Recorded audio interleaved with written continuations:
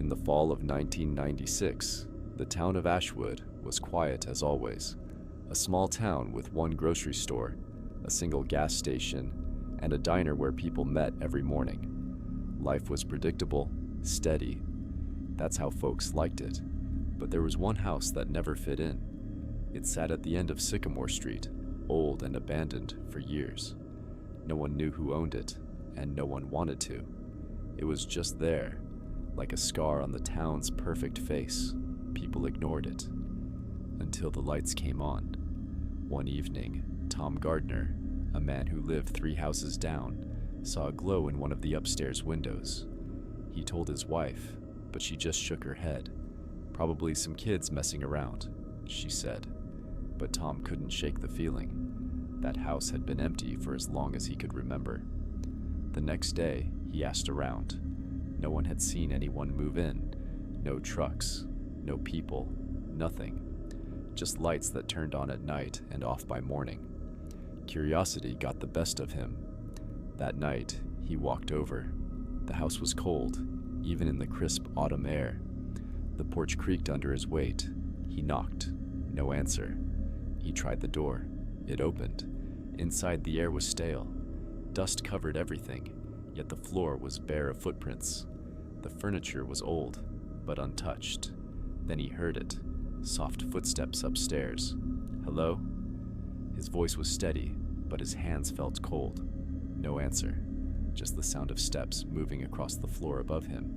Then a door creaked open. Slowly, carefully. Tom took a step back, ready to leave, when he noticed something that froze him. The dust on the floor wasn't disturbed. No footprints. Nothing. The steps continued.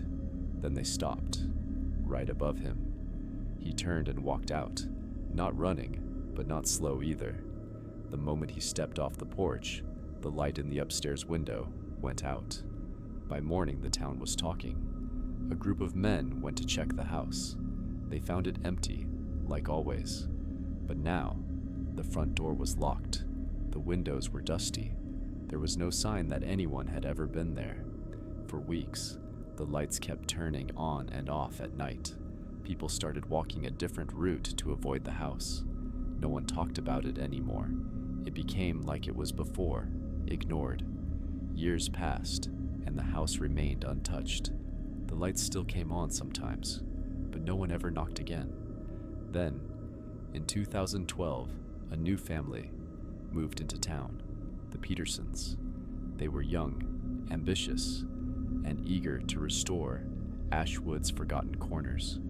When they heard about the house, they did what no one else had dared to do in decades. They bought it. Neighbors watched in silence as moving trucks arrived. Boxes and furniture were carried in. The house that had been abandoned for generations was alive again. That night, the lights came on. This time, it was expected. At first, things seemed normal.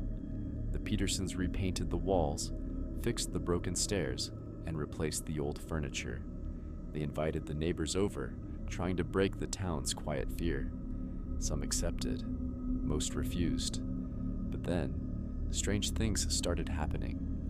Mr. Peterson would wake up in the middle of the night, hearing footsteps outside their bedroom door. When he opened it, the hallway was empty. Their daughter Lily started talking to someone in her room.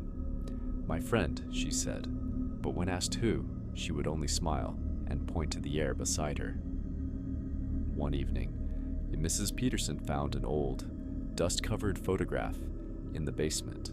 It showed a family, a man, a woman, and 2 children, standing on the same front porch. Their faces were faded, but their clothes suggested the early 1900s. She placed it on the mantel, thinking it was part of the house's history. The next morning, the photograph was gone. In its place was a different one.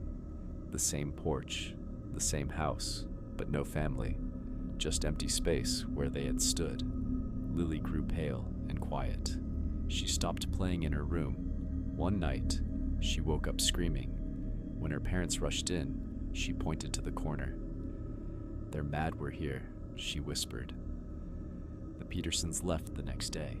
They didn't sell the house. They didn't take their belongings. They simply drove away and never came back.